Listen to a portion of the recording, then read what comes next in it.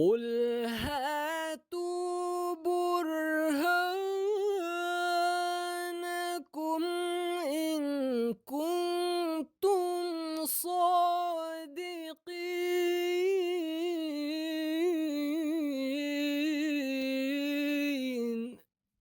اعوذ باللہ من الشیطان الرجیم، بسم اللہ الرحمن الرحیم۔ ناظرین کرام، السلام علیکم ورحمۃ اللہ وبرکاتہ۔ کتب سیدنا حضرت اقدس مسیح موعود علیہ الصلوۃ والسلام پر مخالفین کی جانب سے اٹھائے جانے والے اعتراضات کے علمی جواب لے کر آپ کی خدمت میں حاضر ہیں۔ پروگرام میں خاکسار عبدالنور عابد کے ساتھ محترم مولانا ہادی علی چودھری صاحب شامل گفتگو ہوں گے، جو انشاءاللہ ان اعتراضات کے جواب دیں گے۔ ہادی صاحب، اگلا جو اعتراض ہے مخالفین جو کرتے ہیں وہ براہین احمدیہ حصہ پنجم سے ہے جی، وہ کہتے ہیں کہ مرزا صاحب نے سورۃ المومنون کی تفسیر بیان کرتے ہوئے براہین احمدیہ حصہ پنجم میں نماز میں اللہ تعالیٰ سے خلوت و خشوع و خضوع کی جو حالت ہوتی ہے اس کو مرد اور عورت کے مخصوص تعلقات سے تشبیہ دی ہے، مثال دی ہے، یعنی نماز کو جنسی تعلقات سے جوڑ دیا ہے۔ کہتے ہیں کہ یہ بالکل ناقابل قبول ہے، یہ بالکل مناسب بات نہیں ہے، اور اس پہ وہ حاشیہ رائیہ بھی کرتے ہیں۔ اس کے بارے میں کچھ بیان کریں۔ بسم اللہ الرحمن الرحیم، نحمدہ و نصلی علی رسولہ الکریم و علی عبدہ المسیح الموعود۔ یہ میں نے خود ایک شخص کو یہ اعتراض کرتے سنا ہے، اور جس طرز پر اس نے ان تحریرات کو اپنے اعتراض کا نشانہ بنایا ہے، انتہائی غلیظ زبان استعمال کی اس نے۔ تو حضرت مسیح موعود علیہ الصلوۃ والسلام نے جس طرح فرمایا ہے کہ تانہ بر پاکاں نہ بر پاکاں بود، خود کو نہیں ثابت کے ہستی فاجرے، اپنے فجور اور اپنے فسق کا اس کا اظہار تھا، ورنہ یہ ساری تحریر تفسیر جو ان آیات کی حضرت مسیح موعود علیہ الصلوۃ والسلام نے بیان فرمائی ہے، اس کو پڑھ لیں۔ یہ براہین احمدیہ حصہ پنجم کے تقریباً صفحہ 185 یا 180 سے لے لیں، وہاں سے لے کر 220 تک تقریباً یہ سارا ذکر چلتا ہے۔ انتہائی معارف بیان کیے ہیں اور عمیق اور دقیق رموز اور اسرار کھولے ہیں اللہ تعالیٰ کے اس بیان فرمودہ دو رکوعوں کے۔ ایک رکوع میں اللہ تعالیٰ انسان کی روحانی پیدائش اور اس کی نشو و نما کا ذکر فرماتا ہے، اور دوسرے میں اس کی جسمانی پیدائش۔ ان دونوں کو حضرت مسیح موعود علیہ الصلوۃ والسلام نے جس طرح تطبیق کے ساتھ 6 درجے ہیں دونوں کے، جسمانی بھی اور روحانی بھی، اور جو تطبیق فرمائی ہے حیرت انگیز ہے۔ اور میں دعوے سے کہتا ہوں کہ پچھلی 15 صدیوں میں کسی ائمہ سلف میں سے کسی نے قرآن کریم کی ان آیات کی وہ تفسیر نہیں بیان فرمائی جو حضرت مسیح موعود علیہ الصلوۃ والسلام نے بیان فرمائی ہے۔ تو یہ اس کا انحصار ہے انسان کی ذہن کی پاکیزگی پر یا اس کے گند پر، تو جس طرح کا ہوگا اس طرح کا وہ نتیجہ اخذ کرے گا۔ اب اس میں سلالہ کا لفظ ہے، نطفہ کا لفظ ہے، یہ قرآن کریم کے الفاظ ہیں انہی آیات میں۔ فروج کا حملے فروجہم یحافظون ہے جی، تو یہ سارے لفظ اس کے ہیں۔ اس طرح قرآن کریم میں دوسری جگہ من منی یمنا ہے جی، منی کا ذکر ہے، تو یہ سارے قرآنی الفاظ ہیں، اور انہی الفاظ میں قرآن کریم کو ہم چومتے ہیں، ماتھے پر لگاتے ہیں، لیکن خدا تعالیٰ جو شریعت کو قائم فرماتا ہے، شریعت اتاری اس نے قرآن کی صورت میں، اس میں یہ سارے احکام اور سارے اسرار و رموز اس نے بیان فرمائے، کھولے حضرت مسیح موعود علیہ الصلوۃ والسلام پر۔ یہ اس قدر خوبصورت تفسیر ہے کہ یہ ہر ایک کو پڑھنی چاہیے۔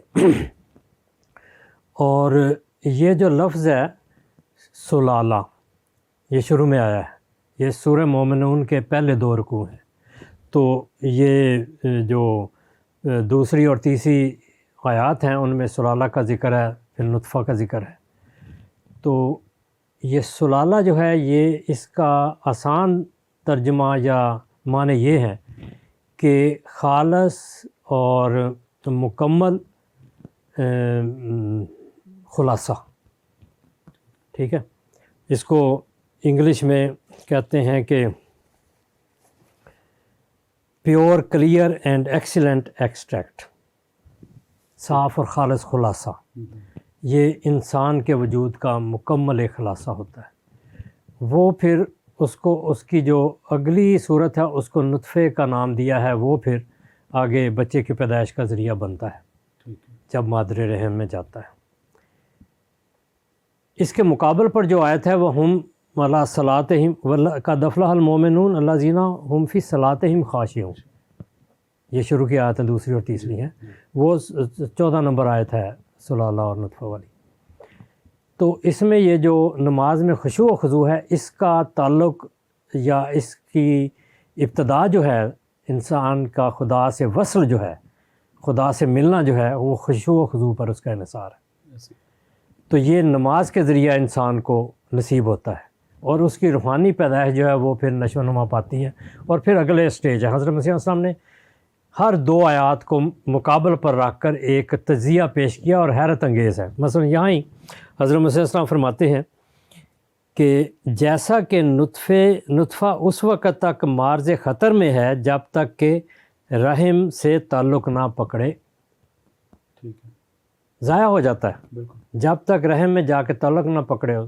اسی طرح خشوع و خضوع نماز میں جب تک مکمل طور پر اللہ سے جڑ نہیں جاتا، وہ نماز بھی ضائع ہوتی ہے، خشوع و خضوع رہتا نہیں جو پیچھے کیا تھا۔ تو فرمایا جیسا کہ نطفہ اس وقت تک مارز خطر میں ہے جب تک رحم سے تعلق نہ پکڑے، ایسا ہی روحانی وجود کی یہ ابتدائی حالت یعنی خشوع کی حالت اس وقت تک خطرہ سے خالی نہیں جب تک کہ رحیم خدا اسے تعلق نہ پکڑ لے۔ رحم اور رحیم کا تعلق اور رحمان کا تعلق، اور حدیث میں بھی ہے کہ رحم کا تعلق رحمان سے ہے، ٹھیک ہے۔ تو یہ جو سلسلہ ہے روحانی اور جسمانی، یہ آپس میں بڑا مطابقت رکھتا ہے۔ حضرت مسیح نے وہ اسرار و رموز کھولے ہیں۔ اس شخص نے یہ الفاظ مد نظر رکھتے ہوئے اپنے ذہن کا گند نکالا ہے، بس اتنی بات ہے، ورنہ یہ انتہائی پاکیزہ تفسیر ہے، اور ہر انسان کسی درجے پر بھی ہو تقویٰ کے اور خدا سے تعلق کے، خدا سے وصل کے تعلق میں، وہ اپنی حالت ان تفسیروں میں دیکھ سکتا ہے، ان عبارتوں میں، کہ میں اس وقت کس مقام پر ہوں۔ تو یہ ایک بہت عظیم الشان تفسیر ہے جو حضرت مسیح صلی اللہ علیہ وسلم نے بیان فرمائی ہے، اور جس طرح حضرت مسیح صلی اللہ علیہ وسلم نے فرمایا وَكُلُّ النُّورِ فِي الْقُرْآنِ لَٰكِن، ہر قسم کا نور قرآن کریم میں موجود ہے۔ یمیل الحالکون الی الدخان، جو ہلاک ہونے والے ہیں وہ دھوئیں کی طرف ہی مائل ہوتے ہیں، وہ نور کو چھوڑ دیتے ہیں۔ تو یہ اعتراض کرنے والے بھی اس نور کو چھوڑ کر دھوئیں کی طرف گئے ہیں جو ان کے اپنے ذہنوں میں ہے، ورنہ یہ تفسیر جو ابراہیم احمدیہ حصہ پنجم میں ہے، صفحہ 180 سے لے کر 220 تک، اس کو دیکھیں، کسی ایک جگہ بھی جنسی تعلق کا ذکر اس طرح نہیں ہے۔ ہاں، روحانی پیدائش اور جسمانی پیدائش کا تقابلی جائزہ ہے۔ اب روحانی تعلق میں یعنی ایک واصل باللہ جو شخص ہے، جو اللہ سے جڑا ہوا ہے، وہ خدا سے کس طرح اپنا تعلق گہرا کرتا ہے، پختہ کرتا چلا جاتا ہے۔ وہ اپنی جان، مال، عزت، نفس، وقت، ہر عزیز سے عزیز متاع کو خدا کے لیے قربان کرتا ہے، اور اس قربانی میں جس میں ایک قسم کا یعنی قربان کرنا ہوتا ہے، قسم کی دقت اور تکلیف بھی ہوتی ہے، مگر اس میں ایک عظیم الشان لاسانی لذت محسوس کرتا ہے، اور پھر جب اس سے تعلق گہرا ہوتا ہے اللہ تعالیٰ سے تو وہ اور مزید آگے بڑھتا ہے۔ تو یہ درجہ بدرجہ وہ تعلق میں بڑھتا چلا جاتا ہے، حتیٰ کہ اس کی کامل تخلیق ہو جاتی ہے روحانی لحاظ سے۔ اور جسمانی لحاظ سے جو سلالہ ہے، انسان کے وجود کے ہر حصے کا خلاصہ، وہ انسان اپنی جسمانی تخلیق کو آگے بڑھانے کے لیے خدا کے قانون کے تحت، وہ قانون جس کا ذکر خدا تعالیٰ نے شروع سے لے کر اخیر تک قرآن کریم میں ذکر کیا ہے، اس میں وہ اپنے وجود کا وہ جوہر پیش کرتا ہے، اور اس میں خدا تعالیٰ کی تخلیق کردہ اس لاسانی لذت کو ہی محسوس کرتا ہے جو خدا تعالیٰ نے پیدا کی ہے۔ تو یہ دونوں سلسلوں کا اس لذت سے تعلق ہے جو ایک طرف جسمانی لحاظ سے، جس میں ایک انسان اپنے وجود کا ایک ایک ذرے کا وجود کے ایک ایک ذرے کا خالص جوہر پیش کرتا ہے نسل انسانی کی بقا کے لیے. یہ خدا کا قانون ہے، اس نے تابع رہنا ہے. اور دوسری طرف خدا کا یہ بھی قانون ہے کہ انسان خدا سے اپنا تعلق باندھے. وما خلقت الجن والانس الا لیعبدون. انسان کی تخلیق کی غرض یہ ہے کہ اللہ کا بندہ بنے، اس کا غلام بنے، اس کی عبادت کرنے والا بندہ بنے. اس میں وہ انتہائی درجے تک پہنچنے کے لیے اپنے روح کا، روحانی لحاظ سے اپنی روح کا ہر وہ حصہ قربان کرتا ہے جس سے اس کی وابستگی ہے، مال ہو، دولت ہو، جو بھی ہو، وہ قربان کر کے وہ ایک لذت محسوس کرتا ہے. تو یہ جو انسان اپنے جوہر کے، اپنے وجود کے روحانی لحاظ سے بھی اور جسمانی لحاظ سے جوہروں کو قربان کر کے آگے بھیجتا ہے کہ وہ اس سے تعلق خدا سے بڑھے یا اس کا جسمانی وجود بڑھے، جسمانی نسل کی بقا ہو. ان کا تعلق ان آیات میں اللہ تعالیٰ نے اس سارے سلسلے کو ان آیات میں بیان فرمایا ہے. اور میں سمجھتا ہوں جب ان آیات کا مطالعہ کریں تو انسان درود بھیجتا ہے محمد صلی اللہ علیہ وسلم پر اور آل محمد پر، جس میں عرفہ والا فرد حضرت صلی اللہ علیہ وسلم کے تابع اور آپ کے امتی حضرت مسیح موعود علیہ السلام ہے. ایسی پاکیزہ، ایسی عظیم الشان تفسیر ہے کہ انسان واقعی درود بھیجتا ہے. تو اس کو ان تعلقات میں اپنے نفس کے گند کے تلے لانا، یہ ان لوگوں کا کام ہی ہے جن کا ذہنی معیار ہی یہ ہے، جن کی سوچیں ہی گندی ہیں. تو یہ قرآن کریم میں جو اللہ تعالیٰ نے پیش فرمایا ہے یہ عظیم الشان ہے. اور یہ الفاظ وہی ہیں، حضرت مسیح موعود علیہ الصلوۃ والسلام نے کوئی لفظ باہر سے نہیں لیا، سارے وہی الفاظ ہیں اور وہ انہی آیات میں ہی ہیں تقریباً سارے. تو اس لحاظ سے یہ اعتراض بنتا ہی کوئی نہیں. تو ان آیات کی تفسیر کو پڑھنا چاہیے. اور یہ عظیم الشان جو تفسیر ہے حضرت مسیح صلی اللہ علیہ وسلم کی کتاب براہین احمدیہ حصہ پنجم کے، میں نے عرض کی صفحہ 180 سے لے کر 220 تک ہے، 30 35 40 صفحے ہیں. اور بہت عظیم الشان ہے، انسان کو اس سے روحانی تسکین ملتی ہے اور اپنے معیار کا پتہ چلتا ہے کہ کس مقام تک وہ خدا تعالیٰ سے تعلق میں سنجیدہ ہے، عملی طور پر آگے قدم بڑھا رہا ہے اور کہاں تک اس کو بڑھانا چاہیے. تو اللہ تعالیٰ ہم سب کو یہ توفیق عطا فرمائے کہ جہاں اللہ تعالیٰ نے ہماری جسمانی تخلیق کو مکمل کیا، ہم اپنی روحانی تخلیق کو بھی مکمل کرنے والے ہوں اور ان ہدایتوں کی روشنی میں خدا تعالیٰ سے وصل کے اعلیٰ مقام حاصل کرنے والے ہوں. وآخر دعوانا ان الحمدللہ رب العالمین. جزاکم اللہ احسن الجزا ہادی صاحب.